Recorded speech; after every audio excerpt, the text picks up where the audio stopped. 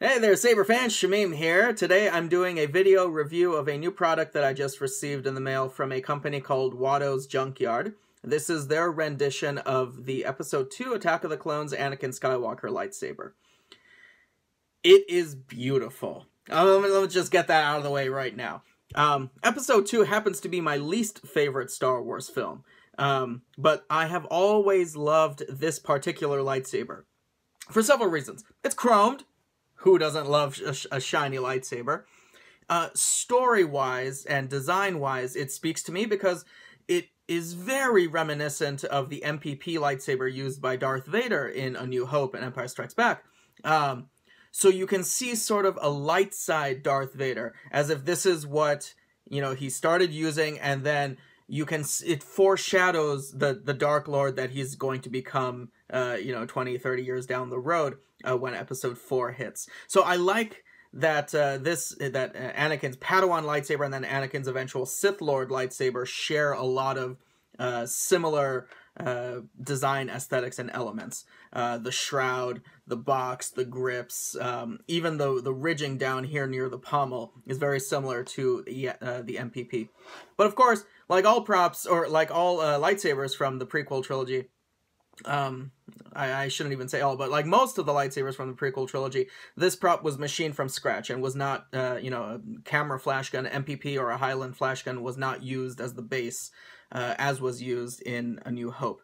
So this is machined from scratch. So the proportions are off from an actual MPP. Speaking of proportions, it is incredibly slim. This may just be the slimmest lightsaber that I currently own in my collection. And I have the Vader's Vault Fury, which is, hella slim as well. But it just feels right in the hand. It's very, very comfortable to, let me get this out of the way. It's very comfortable to hold for either single-handed right here underneath the control box. You can just turn it on like that. Or even a double-handed grip up here. Because it's so slim, it fits easily into my hands. I have relatively smaller hands, and so I like the shorter hand-and-a-half length hilts. I don't go for the long, 14, 16-inch hilts like some people prefer, but to each his own. It is chrome-plated, and as such will pick up fingerprints very easily. But luckily, they do include one of these cloths that you can use to wipe off any of the fingerprints that you inevitably will leave on this beautiful finish. So here we have a blade plug. It's a 1-inch blade, and then this gold knob up here is your retention screw. So you can unscrew that, and your blade plug falls out. And there you can see it is hollow, and there's the pommel down at the end. It comes with both a display pommel that is not vented, and then it also comes with an interchangeable vented pommel for sound, if you choose to install it with electronics. Up here, you've got a sort of, this is reminiscent of the D-ring that appears on the original Darth Vader hilt, and then a few other greeblies, and then this bulb release bit. All of it is very reminiscent of the MPP design. Over here you have a red and a green little accent LEDs in this groove that goes down about half the length of the hilt. And those, you can put a little accent LED here so that it will light up if you choose, or you can just leave them stationary and not lit. The control box, as you can see, is missing two of the little bubble strip pieces. Those function as your main and aux switch, so I haven't glued them in or installed them because the saber is currently empty. Watto's Junkyard is working on finalizing their chassis, and then also finalizing the 3D printed little switch solution that will go up in the control box so that you can push down on those two for main and auxiliary effects. Got your black clamp band going around the whole thing. It's not actually a clamp, as it is on the MPP. And then you've got these rubber grips, and they are actually some kind of rubber. They're not hard plastic or polycarbonate like some of the like the Corbanth ones that you may find. And it's surprisingly comfortable because there's also channels cut in the hilt itself for the grips to sit in. you won't have a problem of them sliding around because there is adhesive backing, and I've personally found that the rubber grips are more prone to wiggling around and the adhesive coming loose than the harder polycarbonate grips. But because there's channels cut in the hilt itself, it means that these grips can stay in place even with them being rubber and then with just the strip of adhesive tape on the back. You've got your CoverTech knob, and then we again see the pommel. Yeah, the saber comes in a very nicely presented box like this, with a bunch of styrofoam inside there, and then their logo sticker on the front. It's really cute. It's Watto. And, you know, Watto is one of my favorite side characters in The Phantom Menace, yeah? So, just like on a personal level, I like the Watto's Junkyard, because they have a T-16 Nubian, they have lots of that. So you open it up, and this is how the hilt... I got two of them. This is how the kit comes presented. You've got your main hilt up here, and then you've got your two pommels, you've got the clamp, this is your LED heatsink, blade plug, this is the emitter shroud, and then you've got three of your button greeblies for the emitter section down here. All the grips and the other screws and control box things are in inside the hilt. They're in individual plastic bags, so you just, you know, shake them out, and then you're able to go ahead and assemble everything.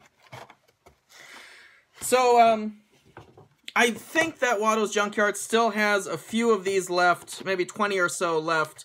I don't know. Don't quote me on that. I didn't check before recording the video.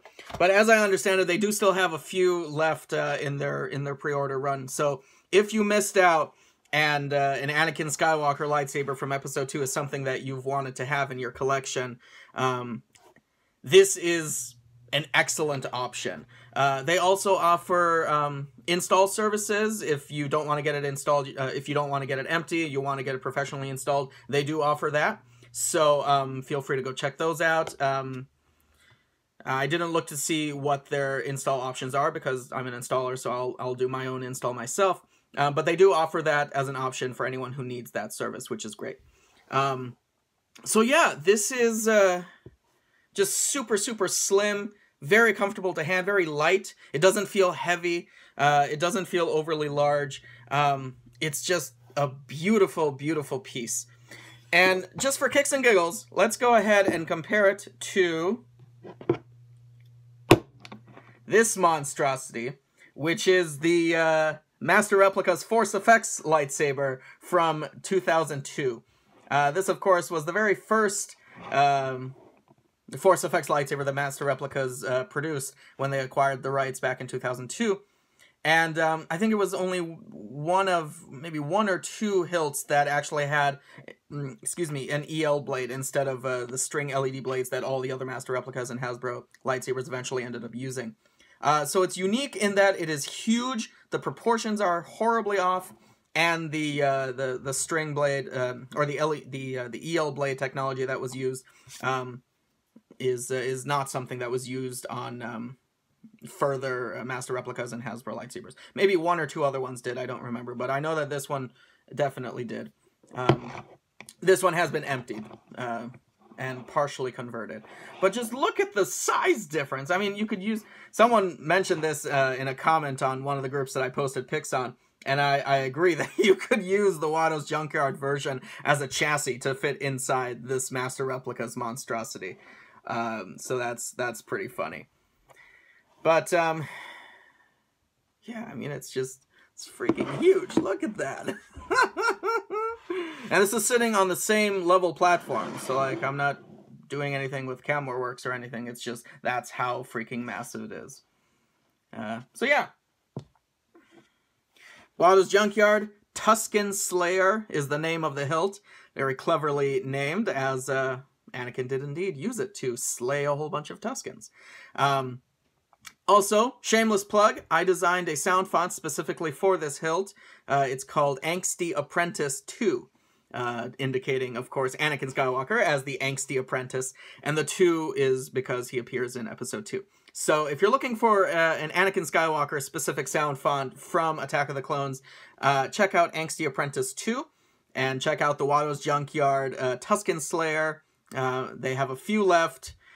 Beautiful, beautiful hilt. I'm very happy with the craftsmanship and the quality, and I look forward to installing it as soon as their chassis and switch solution are available on Shapeways. So yeah, thank you all so much for watching, and may the Force be with you.